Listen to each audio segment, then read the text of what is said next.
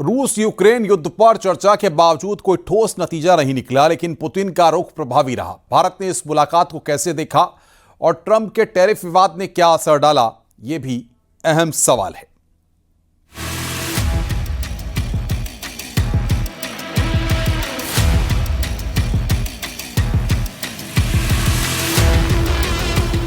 पंद्रह अगस्त 2025 को अलास्का में डोनाल्ड ट्रंप और व्लादिमीर पुतिन की मुलाकात ने वैश्विक कूटनीति में हलचल मचा दी।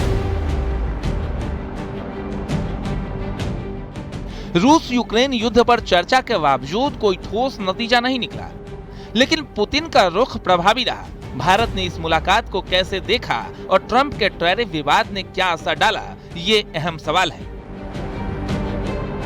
अलास्का के जॉइंट बेस एल्मेडॉर्फ रिचर्डसन में हुई यह मुलाकात 3 घंटे चली, लेकिन रूस यूक्रेन युद्ध पर कोई समझौता नहीं हुआ। ट्रंप ने टेरिटोरियल स्वैप का प्रस्ताव रखा, जिसे यूक्रेन ने सिरे से खारिज कर दिया। पुतिन ने शांति की राह की बात की, लेकिन उनकी शर्तें यूक्रेन का नाटो से बाहर रहना और पश्चिमी हथियारों की आपूर्ति बंद होना अमल में नहीं आई। ट्रंप ने कहा कि अब फैसला यूक्रेन को लेना है, जबकि पुतिन ने दावा किया कि कुछ सहमति बनी, लेकिन कोई ठोस दस्तावेज सामने नहीं आया। अब ये मुलाकात प्रतीकात्मक थी, लेकिन परिणाम शून्य रहे। पुतिन ने इस मुलाकात में अपर हैंड हासिल किया। 10 साल बाद अमेरिकी धरती पर कदम रखने वाले पुतिन का रेड कारपेट पर स्वागत हुआ और वे ट्रंप की सिक्योरिटी कार बीस्ट में सवार हुए। पुतिन ने यूक्रेन युद्ध की जिम्मेदारी नाटो और बाइडेन प्रशासन पर डाली और ट्रंप ने उनकी आलोचना से परहेज किया। भारत ने इस मुलाकात का स्वागत किया और इसे यूक्रेन संकट के शांतिपूर्ण समाधान की दिशा में कदम बढ़ाया। विदेश मंत्रालय के प्रवक्ता रणधीर जायसवाल ने कहा, यह युद्ध का युग नहीं जो पीएम मोदी के बयान को दोहराता है। भारत ने रूस के साथ अपने स्वतंत्र संबंधों पर जोर दिया, ये साफ करते हुए कि इन रिश्तों को तीसरे पक्ष की नजर से नहीं देखा जाना चाहिए। ट्रंप ने रूस से तेल आयात के लिए भारत पर 50% टैरिफ लगाया था, जिसमें 25% जुर्माना शामिल था।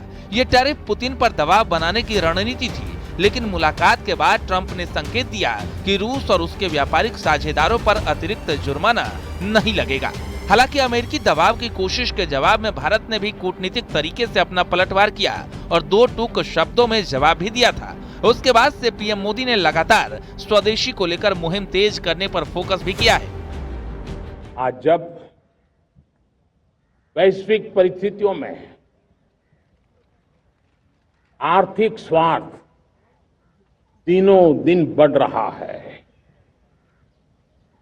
तब समय की मांग है कि हम उन संकटों के रोते बैठने की जरूरत नहीं है, हिम्मत के साथ हम अपनी लकीर को लंबी करें।